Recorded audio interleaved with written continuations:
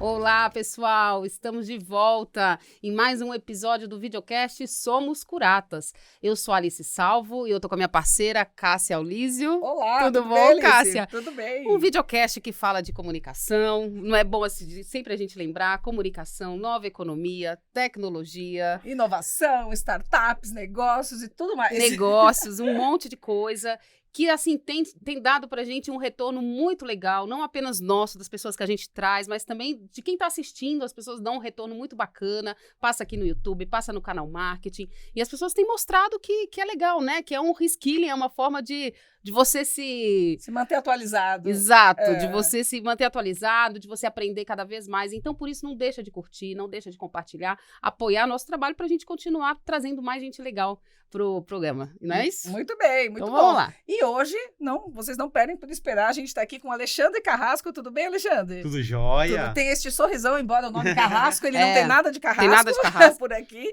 E o Alexandre, ele tem mais de 20 anos aqui no trabalho com desenvolvendo sistemas de gestão. Ele é o cara da gestão estratégica das empresas, gestão de projeto, PMO, eficiência, fazer com que os negócios andem nos trilhos, para que eles andem com um objetivo estratégico e conquiste os seus resultados e seus objetivos. Tem um negócio atualmente, ele tem uma consultoria chamada Repensando Negócios e trabalha com empresas como Accor, Hotéis, CEMIG, FIAP, Mercedes-Benz, Inovabra, Instituto Etos e uma extensa lista aqui de empresas que confiam no seu trabalho.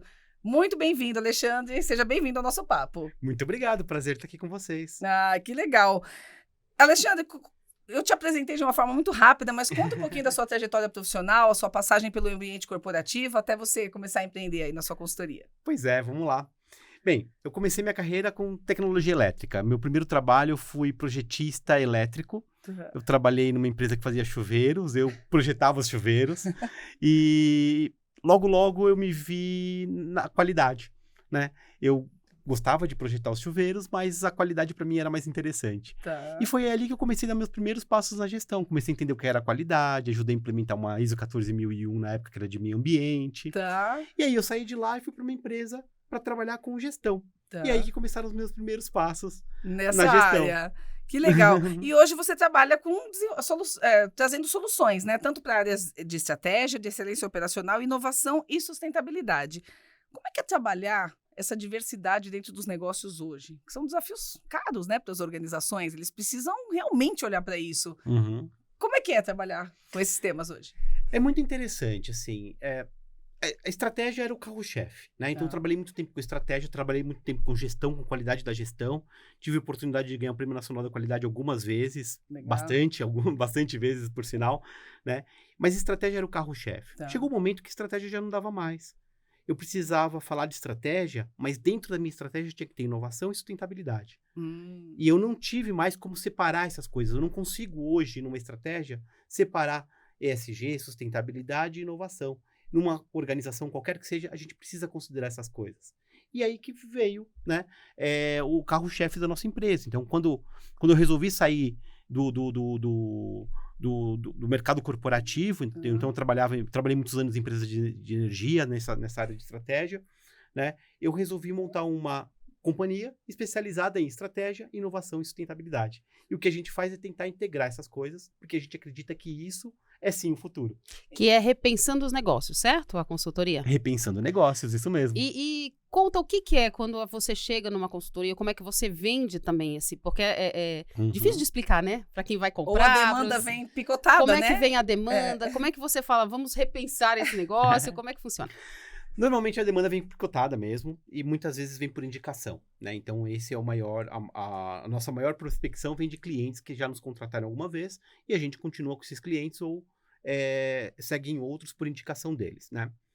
Mas normalmente a gente chega ou por estratégia ou porque está dando alguma coisa errada na inovação, normalmente estruturar o sistema de inovação, porque alguma coisa, a gente começa a pensar em inovação, mas a gente quer ir para o Vale do Silício e quer trazer o que tem lá sem pensar no que a gente precisa aqui. Copiar. Ou a gente quer fazer inovação sem ter uma estratégia. Ou a gente entende que inovação é invenção e sai inventando coisas achando que aquilo é inovação. E não dá certo, né?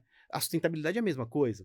Eu começo a fazer sustentabilidade porque eu quero fazer um projeto social ou então filantropia, mas eu não ligo essas coisas. Com o meu business ali, com o core business. Exato. Aham. As empresas em sustentabilidade não pararam para sentar na mesa dos adultos e falar o seguinte, olha, aqui eu tenho uma responsabilidade, eu vou seguir com isso e eu vou fazer acontecer. Elas não têm estratégia. Talvez porque elas não conseguiram nem mapear os impactos que elas têm. Muitas vezes Tem sim. empresas que não enxergam, né, o impacto que elas estão causando. Teve gente que não parou para pensar ainda o que é. Tá. Tá mais atrás ainda, sabe? Não parei para pensar exatamente o que é. Eu tô seguindo padrões, tô preenchendo um relatório. Tá. Mas o que é sustentabilidade para mim? Tá. Onde é o impacto? Qual que é o meu impacto? Isso tudo é estratégia. Veja, se eu quero... Estratégia para mim é uma direção. Tá. A gente precisa ir para uma direção, para um caminho. Para seguir nesse caminho, eu tenho passos. Tá. Esses passos têm que considerar a inovação, que é o que vai me trazer competitividade, e a sustentabilidade, que é o que vai me trazer perenidade. Uhum. Então, essas duas coisas juntas são o cerne, né? São o centro de uma estratégia bem-sucedida de uma companhia. Então, não adianta só eu ter uma estratégia como tinha no passado, que eu fazia um plano de 5 anos, né? E eu ia seguindo esse plano, porque o mundo já não é mais assim, esse mundo está mudando. Ele muda em poucos dias, em poucos meses, né? Não dá para você fazer um planejamento estratégico de 5 anos mais, né? E em poucos dias ele muda muitas vezes, às vezes, Sim, sabe? sim. Eu lembro que eu trabalhei numa companhia e eu criei um planejamento estratégico que tinha cenários balizadores. Tá. Esses cenários balizadores eram econômicos, políticos, etc. Tá. E naquela época, o movimento político no Brasil estava turbulento, muito turbulento. E a gente chamou 3 vezes o board para discutir estratégia, porque aqueles cenários balizavam a estratégia. Quando saiu dos limites que a gente estabeleceu, Tinha que repensar. tinha que repensar. E por que a gente fez uma estratégia baseada em cenários e em cenários com um certo limite? Justamente para tentar evitar a reunião tão frequente que a gente tinha que ter. Tá. Mas mesmo assim, tendo um cenário base muito bem estabelecido, com limites amplos e pensando em várias alternativas dentro daqueles limites, a gente tinha que chamar todo mundo para rediscutir o tempo todo. Isso eu estou falando de 7 anos atrás, né? Uhum. Isso aconteceu há 7 anos atrás, essa história que eu estou contando para vocês. Hoje, só piorou, né? A gente teve uma pandemia, mudou tudo, né? A gente teve uma série de mudanças, o mundo é outro, e esse mundo tem se acelerado cada vez mais. Uhum. Mudou Então- o consumo, né? Então, isso provavelmente, o consumidor estando diferente, provavelmente impacta muitas indústrias e aí muitas Uhum. empresas que estão trabalhando por essas indústrias. Muda o consumo, muda a forma de produzir, Tá. muda a relação de trabalho, muda os paradigmas, Sim. né? E para mim, essa mudança de paradigma, para mim, ela é importantíssima, assim. Existe um cientista, que é Thomas Kuhn, só fazendo Sim, um parênteses um aqui. parênteses indo para fora. Aham. Ele é muito interessante. Como ele chama? Thomas Kuhn. Thomas Kuhn. Ele vai trazer pra gente, ele vai estudar as revoluções científicas e ele vai trazer pra gente um contexto muito interessante. Ele fala que eu tenho as ciências, né, indutivas e dedutivas. As dedutivas, elas partem daquilo que já existe. Tá. E as indutivas, elas partem de dados e projetam o novo. Tá. Tá? Quando tá tudo bem, a administração da forma dedutiva em que eu vou melhorando, funciona. Quando não tá bem, ou quando o ambiente ele não tá, ele tá mudando demais, eu preciso olhar de uma outra forma para Tá. antecipar o futuro. Eu preciso olhar o que tem hoje e projetar esse futuro. Aham. Então, ninguém tem bola de cristal, né? Mas eu tenho condições de, olhando o que se tem hoje, e se eu entender os paradigmas desse mercado, eu começar a construir um negócio em cima de novos paradigmas. E é isso que falta quando a gente fala de estratégia, quando a gente Aham. fala de sustentabilidade, quando a gente fala de inovação. Poxa, e como antecipar cenários? Exatamente isso aqui, veio do seu LinkedIn. Não temos fórmula para prever o futuro, mas temos estratégias para nos equipar diante dos desafios que virão. Como antecipar cenários? E um complemento que eu queria fazer, a gente entrevistou o Silvio Meira, né, recentemente, e ele fala justamente isso, assim, que as pessoas estão acostumadas a fazer estratégia de futuro olhando para o passado, no paradigma do passado. E que você tem que fazer o download do futuro. Exatamente. O Silvio Meira tem uma coisa muito interessante que ele fala o seguinte: se eu não tenho uma teoria de mudança para minha mudança ou para minha estratégia, eu não vou conseguir fazer essa mudança. E eu compartilho muito desse pensamento. Se eu quero fazer uma mudança, primeiro eu tenho que saber para onde eu quero ir. Qual é a mudança que eu quero? Você quer ver alguns erros muito Aham. comuns? Em sustentabilidade. Ah. Chega aquele monte de formulário, aquele monte de padrão, eu passo a responder, e eu acho que eu tô fazendo sustentabilidade. Tá, Eu não parei para refletir o que eu quero. tá. Eu tô fazendo o quê eu tô respondendo Ou formulário, fica na perdendo mão tempo. daquele analista que tem que responder para tentar o Easy, né? Da Hum, Bovespa, para se sim. credenciar ali com algumas Uhum. certificações, Sim, né? e aí fica, né? Eu preciso ter não sei o quê, eu preciso Cria ter... uma evidência aqui, faz um negócio ali. Exato. E aí, quando chega o auditor, o avaliador, vira aquele caos, porque eu não tenho evidência, ele achou que eu não tenho, eu discordo dele porque eu tenho sim. Se tivesse, você teria mostrado da forma mais simples possível. Tá aqui, Tá exato. aqui. O que só é mais mostrar. difícil, Alexandre, para as empresas? É você saber onde você quer chegar? Ou você percorrer o caminho que é tão cheio de altos e baixos? Olha, eu acho que eu não Sim. tenho essa resposta. Que é mais difícil. Mas eu acho que os dois são dois desafios. Uhum. Eu vou dar um exemplo. Eu, por exemplo, para mim é muito mais fácil conquistar o castelo do que manter o castelo. Tá? Então eu gosto, né, da estratégia, eu gosto do pensar, eu gosto de estruturar. Manter para mim é mais difícil. Uhum. Agora, tem gente que gosta de manter. Então eu acho que a gente tem que, nas empresas, conciliar essas coisas, juntar essas coisas. Então o que a gente faz, na verdade? A gente tem que ter uma boa estratégia, tem que ter gente olhando, tem que ter gente entendendo que mudança que essa organização precisa fazer. Vou dar um exemplo, vai. Estratégia baseada em Porter, ela é fantástica, mas ela é feita para um mundo sem mudança. Uhum. Beleza. Vamos seguir. A gente vai fazer a cadeia de valor bonitinha, a gente vai seguir ali naquele mundo sem mudança. Agora, no mundo Que muda toda hora? que muda toda hora, funciona aquilo? Talvez não. Uhum. Veja, a gente teve pandemia, né? Todo mundo se mexeu na pandemia, mas teve gente que se mexeu melhor, teve gente que se mexeu Tem gente que tá pensando que foi agora. empurrada. Tem gente que foi empurrada empurrada. a isso tudo. Então a gente precisa parar de agir, né? Quando a gente é empurrado para as coisas. A gente fez um trabalho onde a gente divide, desculpa interromper, onde a gente divide, né, na pandemia, as empresas que foram reativas, Uhum. que pelo amor de Deus, mudou tudo, o que eu faço no seu caso? Esse é o primeiro nível. O segundo são as empresas que conseguiram se adaptar, são as adaptativas, né? De certa forma, digitalizaram ali, fizeram um trabalho remoto e tal. E o terceiro nível, que é o mais proativo, são as empresas que ajudaram os dois primeiros níveis, que são as empresas que são as proativas, né? Então, tem as reativas, as adaptativas e as proativas. Mas é difícil você estar nesse lugar da proativa, né? Então, é difícil, mas você tem que buscar estar. Porque o que acontece, na verdade? É muito difícil você estar no lugar da proativa, e talvez nem sempre você esteja no lugar da proativa. Mas se você nem busca estar, a chance de você estar lá é nenhuma. Né? Você não desejou aquilo, não vai acontecer. Você não vai se lógico. preparar para isso. Exato. Então, a gente precisa mudar um pouco a forma de administrar, a forma de ver as coisas. Tem que tornar... Eu gosto muito dos métodos ágeis, mas eu não estou falando de metodologias. Eu sou, desde lá de trás do meu começo de carreira, trabalhava com ISO 9000, né? Eu nunca fui o cara da norma. Tá. Eu sempre acho que a gente tem que entender as normas e usar as metodologias. Cada metodologia, eu brinco que é igual camisa, né? Assim, beleza, você vai vestir uma camisa, você vai procurar seu número, mas muito provavelmente ela não vai ser exatamente do seu corpo. Se você quiser uma camisa exatamente do seu corpo, você vai ter que mandar fazer essa camisa exatamente pro seu corpo. Agora, você vai usar roupa que você mandou fazer todo o tempo? Beleza, num casamento, num local, você vai mandar fazer a roupa bonitinha para aquela ocasião, pro trabalho. Mas, sei lá, o pijama, você vai mandar fazer um pijama sob medida? Talvez não faça sentido. Então, a gente tem horas em que a gente precisa de coisas sob medida, e são horas muito escolhidas, em ocasiões especiais, e tem horas que a gente vai usar o que a gente tem na mão. E aí a gente vai adotar um modelo para nos dar direção. O Deming vai ter uma frase muito legal, que assim, não sei se é o Deming também, me falam que é o Deming, mas são essas frases que a gente nunca sabe quem fala, Sim. né? Mas assim... O Arnaldo Jabor. Arnaldo Jabor, né? Arnaldo Jabor. Na dúvida, é o Arnaldo Jabor. Luiz Fernando Veríssimo, né? Se for mais poética. Não, mas ele fala o seguinte, que todos os modelos são errados, alguns são úteis. Então a gente precisa encontrar um modelo útil para a gente naquele momento. E saber abandonar esse modelo quando ele não faz mais sentido. Né? Então, na inovação, na sustentabilidade é a mesma coisa, na estratégia é a mesma coisa. Se tiver um modelo que faz sentido para a gente naquele momento, a gente pode adotar.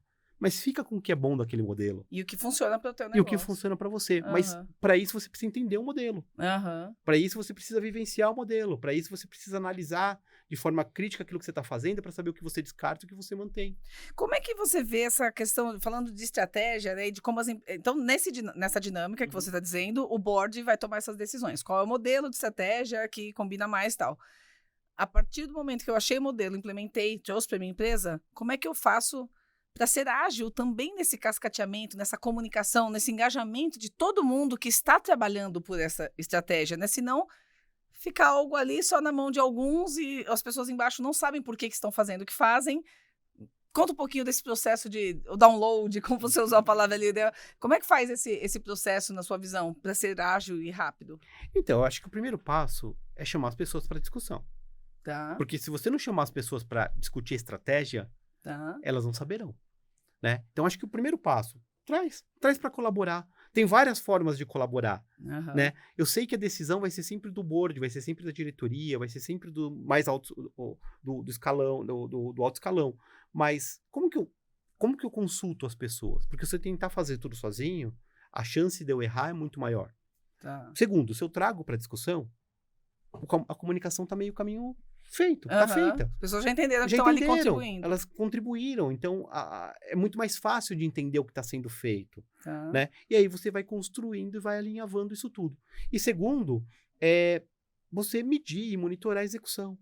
Muitas vezes a gente tem uma estratégia ótima, mas a gente falha na execução da estratégia. Tá. Nós somos bons formuladores estratégicos Tá. normalmente, tá? Mas executar é muito difícil. Sim. Porque executar você multiplica a complexidade Uhum. a N, porque você precisa de muita gente para executar. E aí você precisa alinhar, olhar, entender o que está acontecendo. E aí as empresas se perdem demais. Entendi. E nesse momento, você precisa ter uma execução ágil também. Então, o que é essa execução ágil? Ao invés de eu ter um plano de 5 anos, eu tenho que ter uma direção, ali um direcionamento de 5 anos, Tá. mas eu vou me perguntando, isso me aproxima ou me afasta daquilo que eu quero? Para cada tomada de decisão, você repete essa pergunta. Aí você faz, isso me aproxima, beleza, executa. Tá. Coisa pequena, no ciclo pequeno, curto. Deu resultado? Deu. Vamos de novo. Não Tá. deu o resultado que eu esperava. Então muda aqui. E aí você vai, de certo modo, organizando isso de acordo com o ambiente que está mudando. Muito legal. Sabe, não sei se vocês já surfaram alguma vez, né? Não, eu vejo as pessoas Mas- aprendendo a surfar. Mas a gente vê a praia. Isso, Assim, isso. Aham. você vai nadar no mar, Aham. a onda vai Fica mudando. vindo. Então você precisa o tempo todo monitorar. Então não significa que você vai reto como se fosse numa piscina olímpica. Entendi. O mar vai mudando e você vai se adaptando a essa mudança. Numa empresa é igual. Tá. Só que a gente acha que o ambiente ele principalmente quando eu sou muito grande, Tá. ou quando eu sou muito poderoso, ou quando eu estou, né, naquele momento que o Uma mercado me liderança, me favorece, Aham.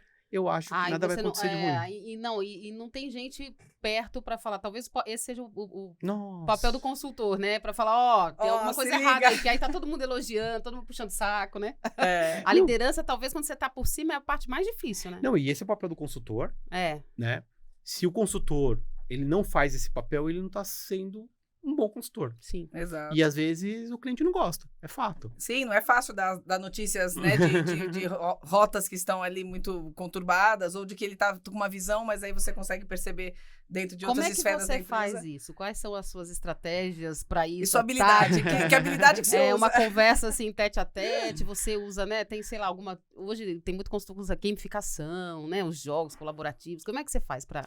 Olha, não tem um segredo, Hum, mas eu acho que uma habilidade interessante que eu tive que adquirir ao longo do tempo é da facilitação. Então, entender como facilitar, entender como discutir, criar ambientes propícios para discussão, para mim são muito, muito relevantes. Então, por exemplo, a gamificação e a facilitação são duas ferramentas que a gente tem na Repensando Negócios para quase tudo. né? Então, o planejamento estratégico nosso não é mais faz uma matriz Pestel, põe todo mundo aqui a direção, depois a gente cascateia, não. A gente cria jogos, a gente cria games para poder fazer isso acontecer. Aham. A gente cria discussão, a gente cria debate. A gente tenta desses debates tirar consensos para que a gente E isso possa... envolve toda a empresa ou só liderança, só diretoria? Depende do que você está fazendo da estratégia, né? Acho que Uhum. cada caso é um caso. Pode ser um caso muito pequenininho ali que você tem que trabalhar como equipe Uhum. para torná-la coesa e pode ter um caso em que eu preciso fazer uma estratégia de uma grande companhia. Então, a gente precisa, para cada caso, a gente tem uma estratégia. Na Repensando Negócio, a gente não tem produto pronto, né? Nós temos algumas coisas que a gente faz mais, né? Tá. Tem coisas que a gente não faz e a gente fala de forma muito clara, olha, isso eu não faço, ou Uhum. deste jeito eu não faço, Uhum. mas a gente não tem produto pronto. Normalmente, a gente customiza, né, o que a gente vai fazer para aquele cliente, para aquela necessidade, para aquele momento. Uhum. E aí e a empresa que não tem estratégia hoje em dia, né? Porque muitas empresas estão aí, vieram do antigo mercado sem muita estratégia. Fui vendo oportunidades, aceitava aqui, ia por ali, virava para a esquerda, para a direita. Hoje, o que a gente pode dizer de uma empresa que não tem uma estratégia bem definida? Então, eu não acho que uma empresa não tem uma estratégia. Tem. Sempre tem. Pode Sempre ser vai uma ter. estratégia reativa, pode ser... Ou que tá só na cabeça do A dono. estratégia é o dono que manda e ele que pensa e ele não que tem manda aquela história, fazer. se você não tem estratégia, assim, você tem de qualquer jeito, né? Se você não tem um plano, já é o plano não ter O plano é não né? ter um plano. É isso. Agora, se você não para pra pensar naquilo que você quer e naquilo que você busca, a chance de você chegar lá é muito pequena. Tá. Pra mim, esse é o ponto. Porque pode ser que eu tenha um gênio lá que consiga conduzir os negócios. Tá. E pode conduzir muito bem, né? A gente tem exemplos de personalidades que conduzem empresas durante muito tempo e tal. Morreu, acabou. Saiu da empresa, acabou a empresa. Sabe? A gente Ele tem começa... que ter a chance também, né, de se desligar, de se aposentar, de sair. Às vezes ele fica nessa... A estratégia tá na pessoa, né? Fica muito Uhum. difícil repassar. Eu queria falar das pessoas, mas eu vou pedir um intervalinho pra gente fazer um Claro. intervalinho no programa. E a gente Legal. já volta pra falar dessas pessoas, esses líderes, essas mudanças. Até mais, gente.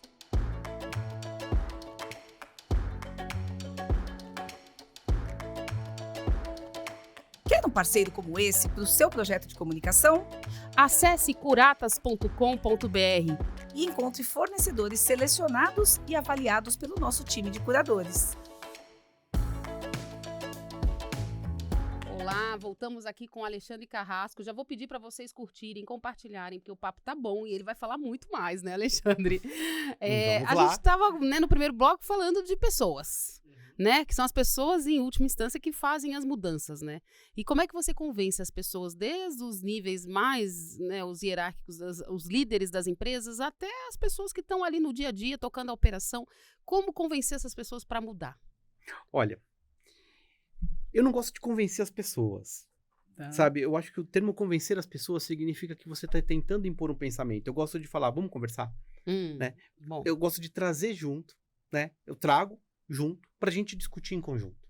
Agora, claro, é diferente quando eu tenho um CEO fazendo isso e quando eu tenho uma liderança analista, média, um aham. analista fazendo isso, né? Aham. Então, são estratégias diferentes. Então, o CEO é mais fácil. Ele vai lá, ele convoca, as pessoas aparecem, todos o ouvem. Impecavelmente no horário. Impecavelmente no horário, e tudo vai sair como esperado, e muitas vezes as contratações, aquilo que precisa tá ali. Mas quando eu tô no nível, né, de analista, no nível de gerência média, como que eu faço isso acontecer? Primeira coisa, eu preciso ser organizado o suficiente para poder expor isso. Tá. Eu preciso conseguir reunir argumentos e eu preciso começar a ter entregas. Por isso que eu falo de agilidade. Agilidade, gente, não é ser rápido. Agilidade não é fazer as coisas com muita rapidez ou entregar mais rápido. É entregar coisas importantes no tempo, sendo tempestivo, no tempo adequado, né? Mas fazer entregas completas. Eficaz e eficiente, né? Exato, ser eficaz e eficiente. Então, o que adianta, gente? Olha só, eu fiz um bolo maravilhoso pro seu aniversário, mas ele chegou depois do aniversário. Beleza, o bolo tá maravilhoso, mas ele chegou depois do aniversário. Uhum. Será que não era melhor eu ter um bolo De fubá. diferente? De Um fubá, bolinho de fubá? Com uma No velhinha, dia. com um palito de fósforo. mas que chegasse pro aniversário? Aham. E aí depois eu entrego o bolo bom? Aham. Né? Então, nas empresas isso acontece demais. Eu tento ser perfeccionista e eu não entrego aquilo que precisa. Então, primeira coisa, eu tenho que pontuar e me organizar. Eu tenho que ter entrega dentro do prazo, entrega dentro Do adequado. daquilo que é esperado. Tem que ser tempestivo. Eu gosto desse nome, tempestividade, porque eu acho que é o nome que dá mais, que funciona melhor. Então, a partir do momento que eu começo a entregar de forma adequada, eu ganho reputação, eu ganho credibilidade. Uhum. E aí eu posso falar o seguinte, olha, tá vendo esse bolo de fubá?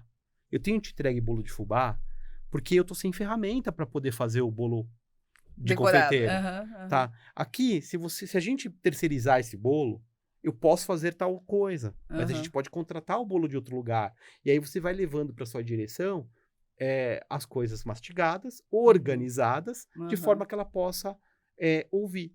E isso vai trazendo credibilidade. Isso também é o caminho para que você seja promovido, é o caminho para que você tenha uma posição mais estratégica, uma posição de liderança. Não, Posição muito bom. estratégica nos cargos de analista não significa que eu tenho que formular estratégia. Significa que eu olho além daquilo que está no meu campo de visão. Aham. E a gente pode fazer Muito isso. bom. E você falando me remete também à questão da empresa te proporcionar um espaço para que você faça essa cultura do erro, né? Que a gente fala muito em inovação. Tem muitas empresas que pedem inovação das pessoas, mas não permitem os erros. Não permite que as pessoas errem. A maioria. Então, Aí não dá pra inovar, as né? pessoas ficam com medo de fazer, né? Essa sugestão que você deu. Puxa, vamos terceirizar esse bolo. Ai, meu Deus, mas se der errado, sabe? Eu tô comprometendo o orçamento da área para terceirizar. Então, eu acho que também tem o papel da empresa de permitir, né, esse pensamento mais ousado, essa ousadia das pessoas. Você quer ver uma coisa muito comum? Você dá um orçamento para inovação e você pede o ROI desse orçamento de inovação. Mas, gente, espera um pouquinho. Vamos entender. Esse ROI de inovação é o que para você? Porque, assim, a inovação é risco. Se inovação é tomar risco e você quer um ROI, como que eu vou tomar risco?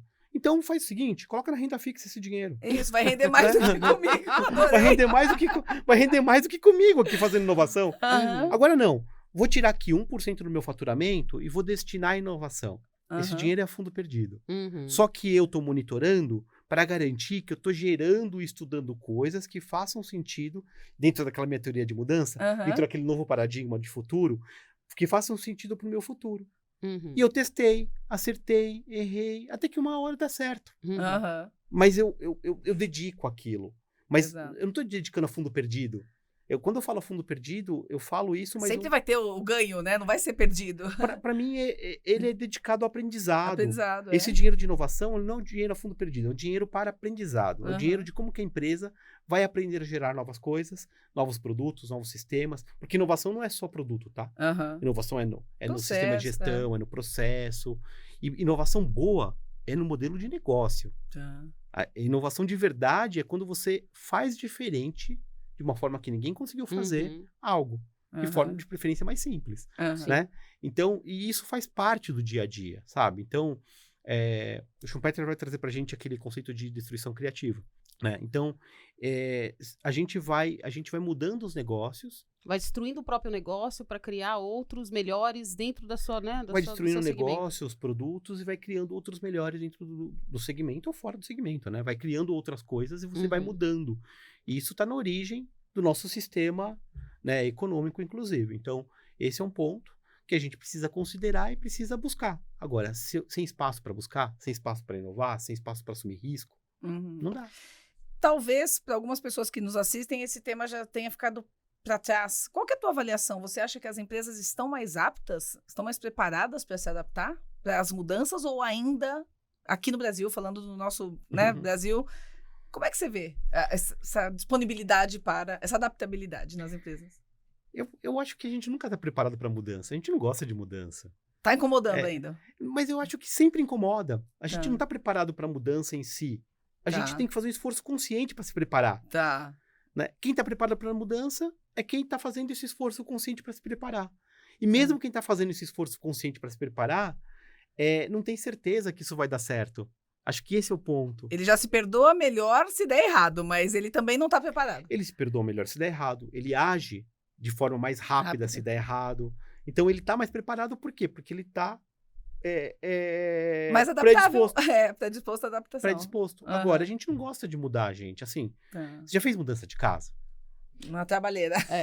Assim, vocês gostaram de fazer a mudança? Você pensa, depois eu vou ficar aqui mesmo. Isso. Aqui tem a padaria que eu gosto, que tá aqui perto. Não, gente, eu tô com o meu escritório lá, e a gente precisa reformar esse escritório. A gente tem muito livro. Eu e minha companheira, a gente tem muito livro.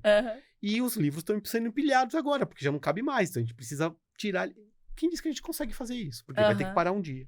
Tirar todos aqueles livros, encaixotar, chamar marceneiro. Mesmo, né? Sem contar que quem é apaixonado por livro nunca leva o tempo que acha, porque eu começo a mexer nos livros. Ai, mas esse livro aqui é maravilhoso. Esse não vai dar pra abrir mão. Esse aqui eu ponho de ladinho. Esse aqui eu quero ler de novo. E aí você fica louco no meio.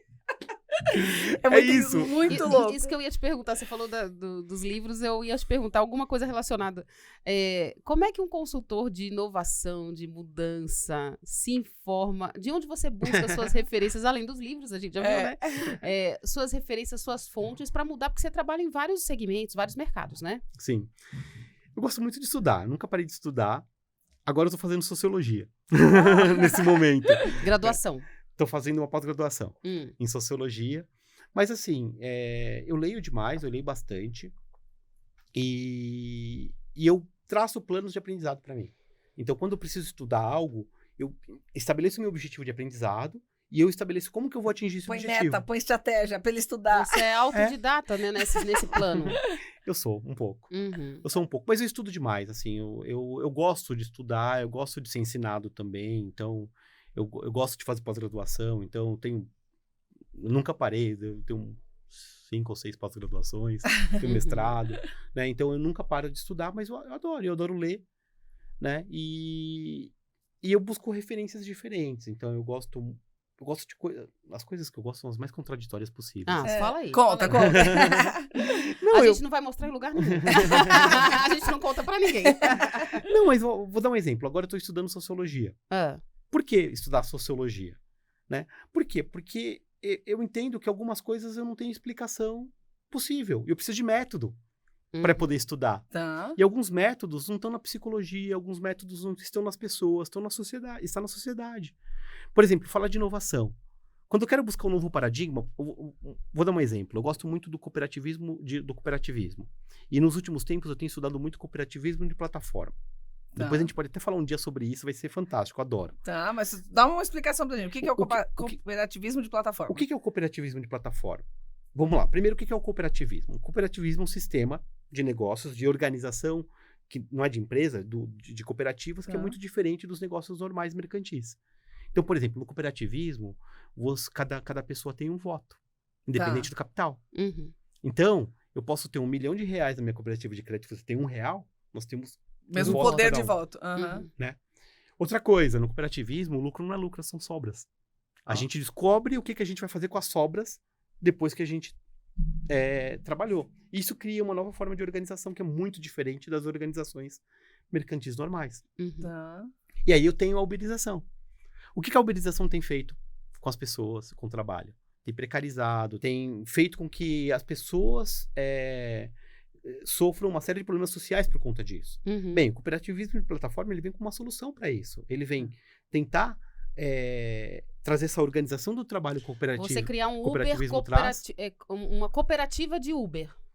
Pode ser uma cooperativa de Uber, mas pode ser uma cooperativa de qualquer coisa. Assim. Entendi. Vou dar um exemplo, tá? Né? Tem empresas que estão fazendo como o Spotify. Então, artistas colocam suas músicas numa plataforma, decidem como fazer, como comercializar, e elas conseguem um rendimento muito maior do que o Spotify paga para elas. Tem um seriado na Netflix, não sei se vocês já viram, contando a história do Spotify. Som na Faixa, assisti. O Som na Faixa. Som na Faixa. Vale a pena assistir. E maravilhoso. Fica bom. a dica, né? E ele chega uma hora que, né, tem uma briga lá com o artista, que o artista fala assim, era pra gente ganhar mais, a gente tá ganhando menos do que quando era daquela época. Quer dizer, porque veio o lucro na frente, os grandes interesses e tal. Né, das gravadoras que já tinham caído, então e o cooperativismo, de certa forma, assim, você protege ali os primeiros criadores, que são os motoristas, os artistas, né, mais ou menos isso. Então, esse modelo de plataforma, ele só para de pé se ele for um monopólio. Uhum. Então, o que ele faz? Você investe em marketing durante muito tempo, ou qualquer outra coisa, para que você se torne um monopólio. Tá. Quem investe nessa plataforma, investe olhando o monopólio lá na frente. Porque a hora que você for um monopólio, você dá as cartas. Sim. E aí você faz o quê? Se piora o serviço. Uhum. Tá. É isso. Assim, não tem segredo, gente. É isso que tá acontecendo. Sabe? Há quem diga que é bom. Não sei. A gente são pode pontos discutir. de vista, né? São pontos de vista diferentes, assim. Eu acho que, assim, sim, o cliente, ele tem mais opção, isso muda um pouco do ponto de vista do cliente, mas a gente precisa entender isso dentro de um contexto social. Agora, o cooperativismo pode mudar o jogo. E dá um exemplo de uma cooperativa de plataforma real, rolando, acontecendo? Nossa, você tem várias cooperativas de plataforma rolando, mas, por exemplo, lá em Barcelona você tem uma cooperativa que chama Mensacas, que faz mais ou menos como o iFood aqui. Ah, tá. Sabe? Uhum. Então, são os entregadores, eles são eles mesmos. Qual que é a dificuldade deles? Eles não têm um algoritmo. Precisa gastar dinheiro com o algoritmo, é muito caro. Claro. Sim. Então, por exemplo, tem uma cooperativa que criou o algoritmo para essas cooperativas e disponibiliza gratuitamente esse algoritmo, e essas cooperativas ajudam a melhorar o algoritmo para outras cooperativas. Nossa. Então, por exemplo, tem um princípio do cooperativismo que é a intercooperação. Intercooperação. Então, cooperativas cooperando com outras cooperativas para fortalecer o vínculo. É um paradigma diferente, né? É outro paradigma. Do mercantil, né, que você falou. E É tem no outro- Brasil? Não, tem bastante cooperativas no Brasil e cooperativas e plataformas estão começando, né? No tem Brasil. pequenas, Aham. tem pequenas. Porque Elas já tão tem começando. iniciativas aí, tipo, mesmo Uber, assim, o Uber da cidade e tal, Tem. coisas que não, né, que eles falam Uber da cidade, não é Uber, né, é só o modelo da cidade e tal, pode ser uma cooperativa, né? Tem, mas às vezes você faz a cooperativa não para resolver o problema do Uber, por exemplo, mas, por exemplo, para reduzir custo. Aham. Então, por exemplo, Para cuidar da manutenção dos carros Da das pessoas que manutenção, estão dirigindo o Uber, por da exemplo. compra de combustível, Aham. da lavagem dos carros. Eu Aham. posso fazer isso. Aham. Então, eu posso criar cooperativas para outros. Eu tive agora no meio do ano, na cidade de Vilhena. Tá. Ali teve um congresso de inovação Tá. no cooperativismo. E ele foi patrocinado por duas empresas, né? Duas cooperativas, a Tá. Favo e a Credisul, Tá. né? Que são uma cooperativa de crédito e uma cooperativa educacional. Tá. Gente, é fantástico, assim. Você vai na cooperativa, e a gente teve um congresso, o congresso foi na escola. Na hora do almoço, todo mundo almoçando junto. Tá. Os funcionários. E a comida é igual para todo mundo. Uhum. Tá. É uma fartura que a gente não vê nos congressos que a gente vai normalmente por aí. Uhum. E isso é para todo mundo. Para os alunos, para os professores, para os palestrantes, para os funcionários. Todo Aham. mundo na fila ali fazendo tudo. Então, é uma nova forma de se organizar. Uhum. Então, o cooperativismo, por exemplo, é alguma coisa que eu adoro. Eu acho que o cooperativismo ele é um modelo de futuro pra gente. Você acredita? Pô, na minha próxima pergunta, se você acreditava que era um modelo que Sim. poderia superar o mercantil, né? O modelo mercantil. Você Talvez acredita? mais sustentável. A gente se discute tanto a sustentabilidade, o mundo vai acabar, porque não tem. Não vai Isso parar tudo, de né? Esse modo predatório acaba com o mundo e é mais sustentável. Uhum. Ó, quando a gente fala de sustentabilidade, acho que tem duas coisas que a gente tem que olhar. Primeiro, o princípio do homem econômico. E o segundo, o princípio da escassez.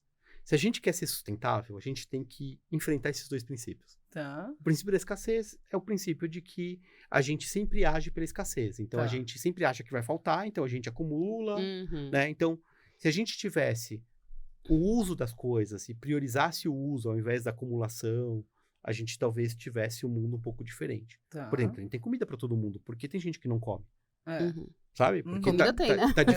tá dividido de Tá forma mal desigual, Aham. né?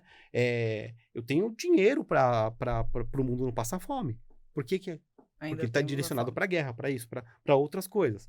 E o outro princípio é o princípio do homem econômico, que está diretamente ligado ao capitalismo. Então, o que é esse princípio? Significa que eu posso ter um impacto, qualquer que seja ele, porque esse impacto ele vai virar... alguém vai olhar esse impacto, vai entender que esse impacto tem valor econômico e vai criar a solução para esse impacto. Beleza. Do ponto de vista teórico, pode até parecer interessante, mas a gente já está vendo coisas que não tem mais... Ninguém está conseguindo dar solução. Aham. A gente já está virando o Cabo da Boa Esperança em mudanças climáticas. Já viramos, Já na foi verdade. já foi dado a sentença, né? Já pra- viramos. Com relação, exato, é. Então a gente vai esperar quando para a gente parar de Provocar, cavar a nossa exato, cova. Quando a gente provocar for mudança do extinto. clima, quando a gente for extinto, talvez. Quando Então, a humanidade for extinta, Já aí o passou planeta se gente aqui regenera, neste né? planeta dizendo, olha, essa geração já não deu, vamos fazer pelas futuras, vamos deixar bons legados, porque É. essa nossa geração aqui já não deu. mas é isso. Trouxe uma visão. E o cooperativismo traz isso. Tá, essa possibilidade de colaboração, acho que tem muito a ver com o papo, né, que a gente Muito teve com o bacana. Silvio Meira sobre esse trabalho em rede, ou esse agrupamento de pessoas por intenções, por interesses, né, interesses comuns, não mais por faixas sociais ou por questões que... Segmentação. Exato, que o Sociodemográfica, mercantilismo trouxe, né? Acho que o modelo que vem regendo a sociedade há muitos anos.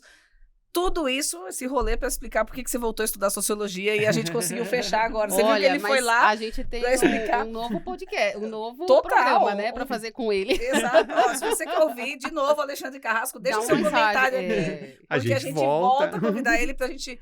Temos como falar sobre cooperativismo, que é um tema muito interessante, e talvez você foi o primeiro entrevistado que trouxe essa visão, esse modelo pra gente, e também sobre essa mudança da sociedade, aí uma outra visão, né, social para as questões. A gente busca trazer temas muito ligados ao marketing, né, à comunicação, à inovação, mas tem tudo a ver, né, o modelo social que a gente está inserido tem muito a ver com as estratégias de marketing. Principalmente a nova economia, porque a comunicação é uma habilidade, departamento é um hub, né, é uma disciplina totalmente necessária. Exato. Mas ela é necessária independente de... quando a gente fala de nova economia, a gente está falando de novas formas de se ver e de se fazer, né? A economia, os negócios. Então, por isso que, assim, apesar de grande o nome da sua consultoria, perfeito, Repensando Negócios, a gente já está quase terminando. Então, eu vou pedir para cá, se a gente tem um quadro aqui chamado Nosso Grifo.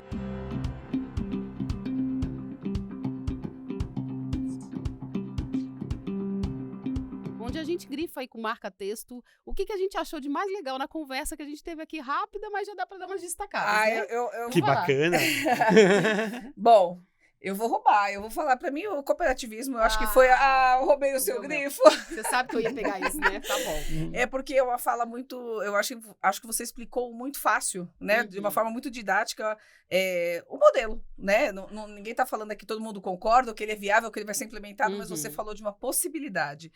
E eu acredito que seja muito de como você carrega a sua consultoria, as conversas, né? Você falou sobre conversas também ali atrás. Eu ia destacar a conversa, mas aí o cooperativismo me pegou. Quando a Alice perguntou sobre como convencer uma empresa, e aí você trouxe, não quero convencer, eu quero conversar sobre. Então, eu gosto muito dessa forma mais horizontal de resolução dos problemas e menos hierarquizada, né? Porque o comando-controle a gente já sabe que não tem mais espaço hoje em dia. Então, não funcionou. Né? Tá dentro daquela geração que a gente falou que não funcionou. Então, o meu destaque é para isso. Você roubou a minha, né, Cássia? Parceira, obrigada. Obrigada. Mas, assim, que eu ajudo em o cooperativismo é ótimo, a conversa também. Eu acho que, quando ele falou, eu lembrei de uma frase que a gente já até conversou em outra instância. Tem uma frase do Saramago, né? Que ele fala, convencer o outro é uma forma de colonizar o outro, né? Então, acho que quando você já falou, não convencer, não convenço, eu converso. Acho que quando a gente muda, tem palavras que você trouxe muito fortes. Então, elas que ficam pra mim. Exato, sabe? Ele falou tempestivo. Tempestivo. Eu também gostei bastante do tempestivo. Palavras muito fortes, nós vamos ter que rever e fazer lição de casa, Exato. estudar um pouquinho. Aí a gente chama para um próximo papo.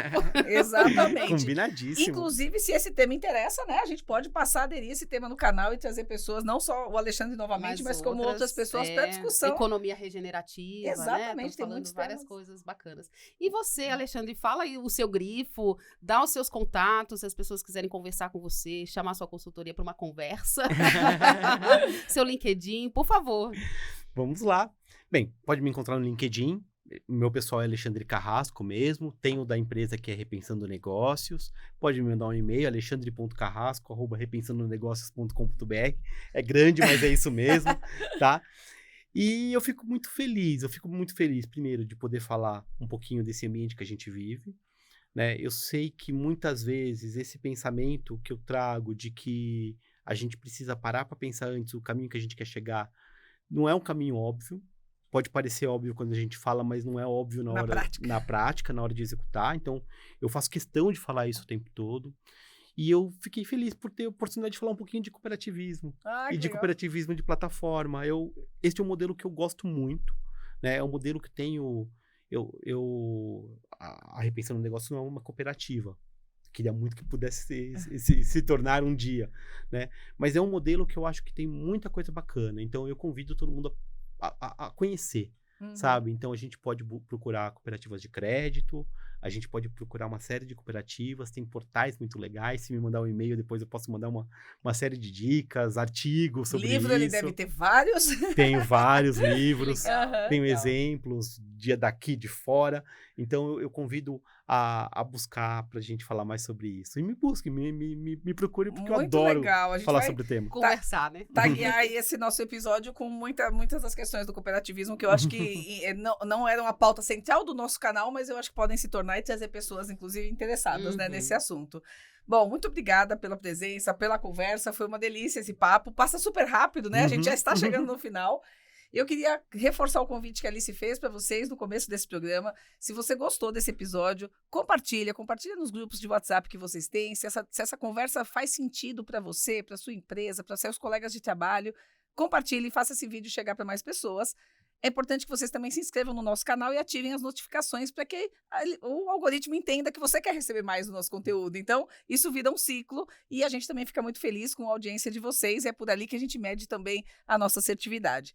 Espero que vocês continuem com a gente nos próximos programas. E é isso. Até mais, até o próximo mais. episódio. Tchau, tchau. Tchau, Até logo. tchau.